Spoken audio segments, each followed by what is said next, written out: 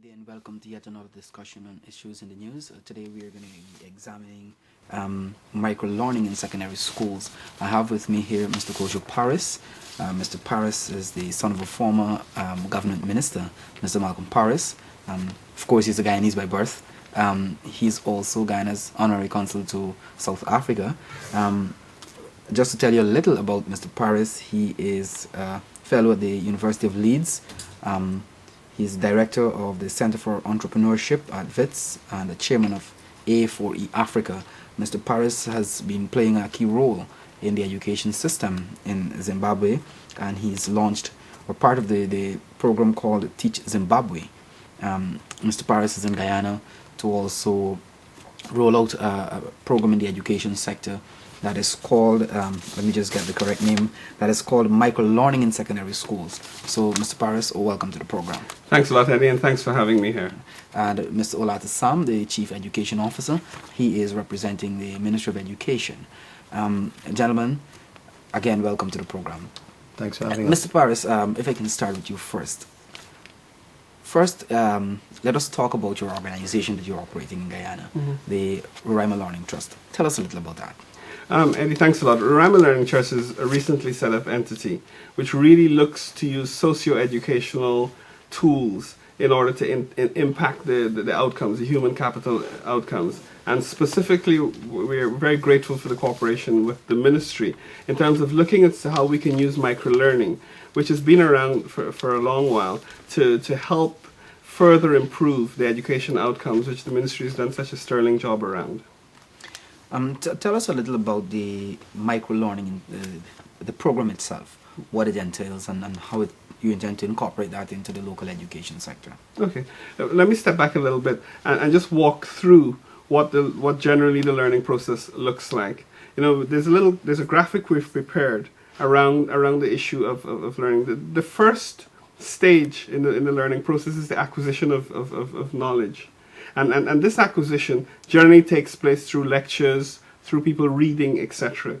And that you know, people, there's a little bit of difference in the research, but that probably occupies about 25 to 30% of teacher time, teacher resources.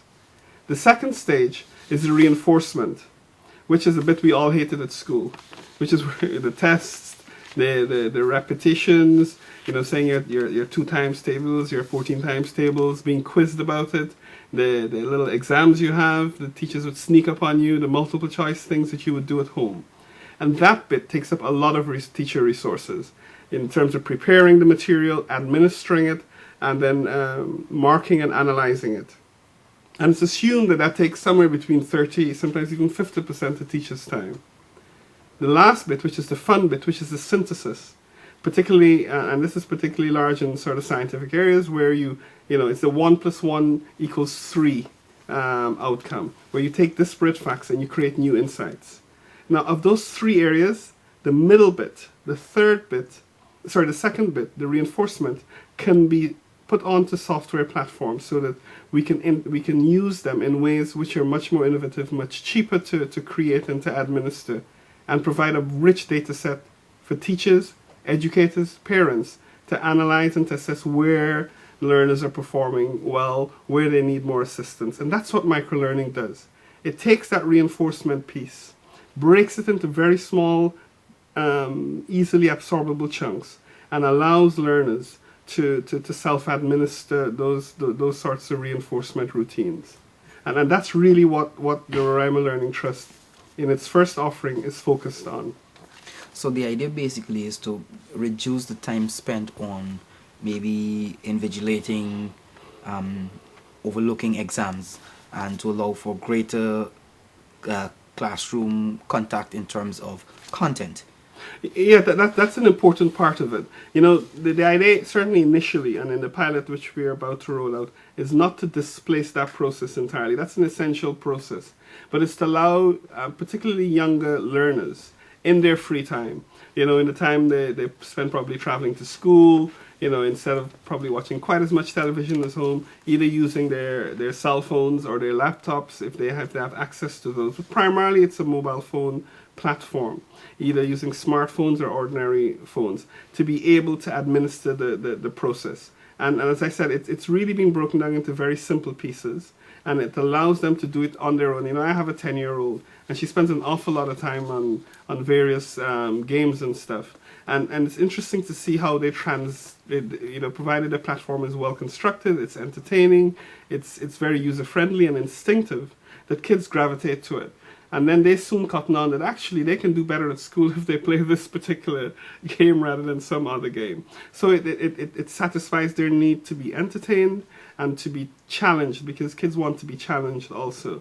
And it does it in a way which is easy to use and it's very easy to administer.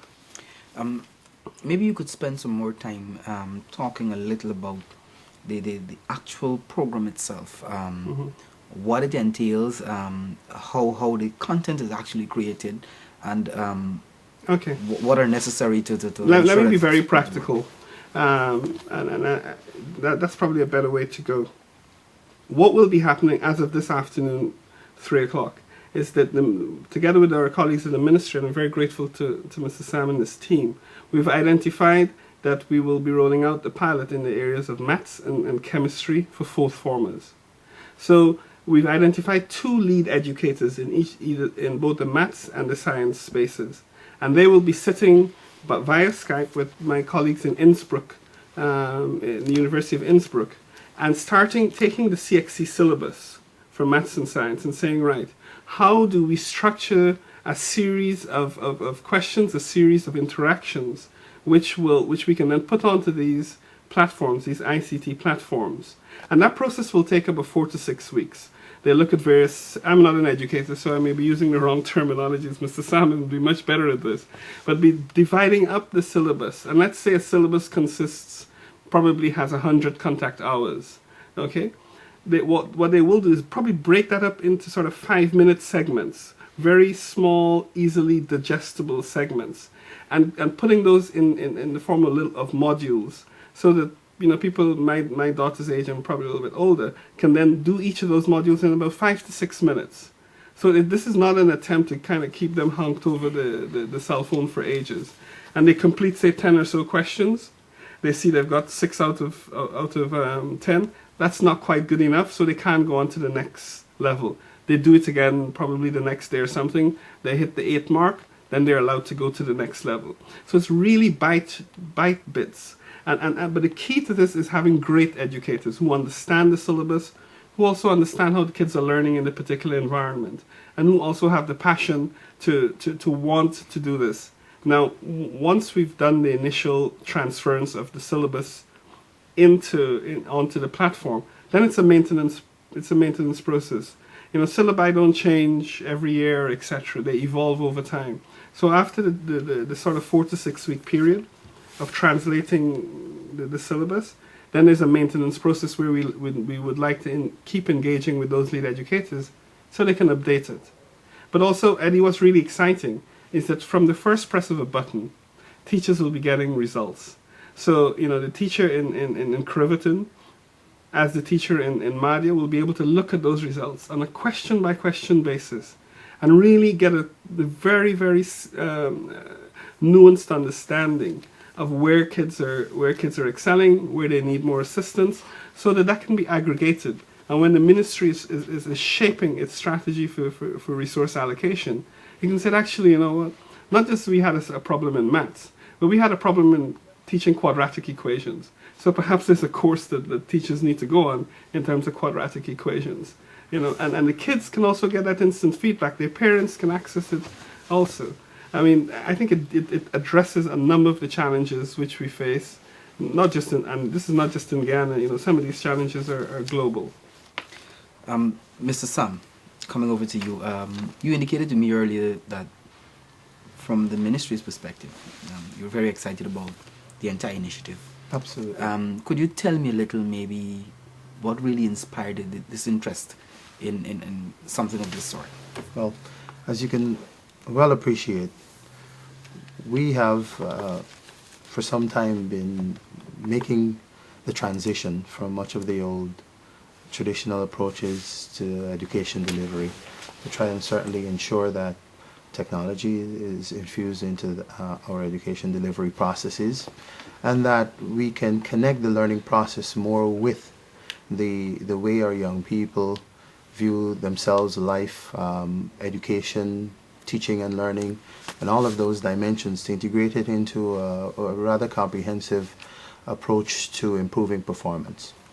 It's no secret that our children are very different than we were in school, and it's in the proper education parlance they're referred to as the digital natives, and us now learning to grapple with all of the gadgets are considered the digital migrants. Just reinforcing the fact that for them, they view life very differently because they were born in an age where technology was just part and parcel of their upbringing. And even as Mr. Parris said, his child certainly will learn differently because of the gadgets that she can manipulate. It's a painstaking task, but we have to match that. If we are going to be successful in educating our children, we're going to have to ensure that education is presented to them in a way that they can relate to directly. Initiatives such as these help us to do that. And when we can marry them with other things that we're doing, for example, the training of teachers to deliver distance education programs using the technology that we have, utilizing the ICT framework that's available within the Ministry of Education. All of these things need to come together in a comprehensive whole, and that's what we're doing, and that's why we're very excited about this project, because it adds another dimension that is very important. You, Mr. Parris, you spoke about being the pilot program. What's your target group? You set forth formats. Could you say how many students you're focusing on, and over what period do you plan to implement the pilot program? The pilot program pretty much starts immediately, and there are three elements to it. There is the identification of the schools, which has already been done. There is then the identification of the students, and it's approximately 20 students per school, so it'll be 140, 150 students initially. And there's a process also where the critical staff, both in the maths and the science areas in those schools, and also obviously the leadership of those schools, we need to sell the program to them because they need to own it. Thirdly, it's the lead educators who've already been identified, and as I said this afternoon, the process of translating the syllabus onto the platform begins in earnest. The process of that translation, as you said, is 4 to 6 weeks. Let's give it 2 months, 1st of November. The actual pilot we expect to run until next June, at the end of the school year, and that's a really good period for everyone involved to reflect and say how have we done. We don't expect that the pilot would have transformed the results, but what the pilot will do is to say what's the best way to administer the system, what are the logistical issues involved, what are the programming issues involved, and from a pedagogical perspective, is there something we need to do slightly differently? This system is being perfected in Austria and Central Europe. We need to make sure it's relevant for Guyana and the Caribbean generally, and so that needs some work. So ending just around sort of end of June, and then from there would be the process of laterally across other subject areas, but also across various grades in school. And that really is a decision for the ministry. As I said before, we don't understand enough, and we're not owners of the education agenda in Guyana. We simply are helping to facilitate it, and the decisions as to how far it spreads, etc., really lies with Mr. Sam and his team. I can tell you what my personal wish list would be, which is really around this program in 2 to 3 years becoming universal.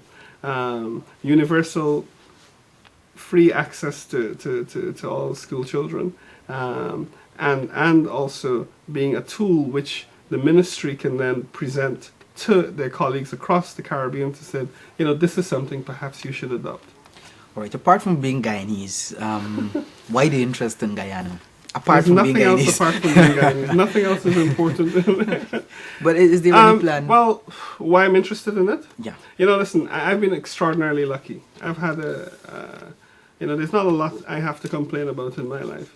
And when I sort of disaggregate why that's happened, I think a large part of it, probably 70% of it, is attributable to a promise my father made me. You know, he said, I'm never going to be a rich man, but the one thing I will leave you is a good education. You know, and he did a fairly good job, I hope, of that, and, you know, for me and my siblings.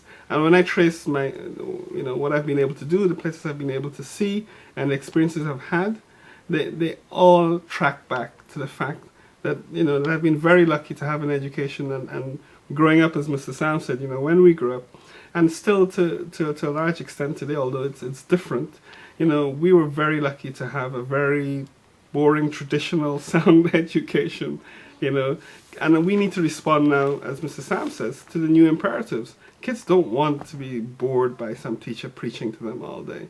You know, they've got hundreds of distractions. We have to migrate to their media rather than expecting them to be stuck in our old ways. Mr. Sam, there is a drive at the ministry level to more or less push the information technology. Right.